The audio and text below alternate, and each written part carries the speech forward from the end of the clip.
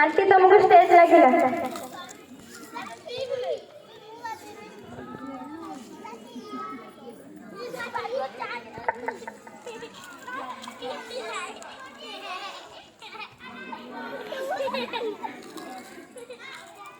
ଆସିଥିଲେ ଏ ବରଷର ରଜ ପରବ।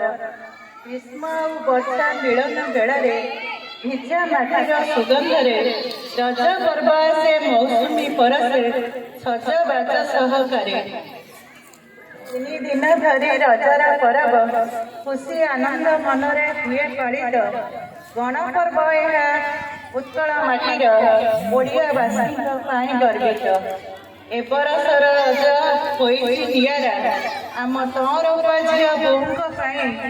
ସର୍ବେ ମିଳିମିଶି ଗ୍ରାମ ମନ୍ଦିର ପ୍ରାଙ୍ଗଣେ ପାଳୁଛନ୍ତି ଆନନ୍ଦେ ହରସ ହୋଇ। ଗୀତ ନାଚ ଖେଳ ନାନା ପ୍ରକାରର ଦୋଳି ଲାଗିଛି ସଜ୍ଜିତ ହୋଇ।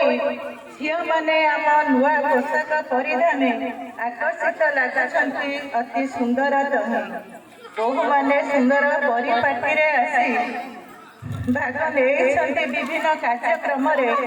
ହାର ଜିତି ଏଠି ଜିତାପଟ ନୁହେଁ, ସହଯୋଗ ଏଠି ଜିତାପଟରେ। ମାମୁନି ନାନୀର ଅତି ସୁନ୍ଦର ଶୈଳୀରେ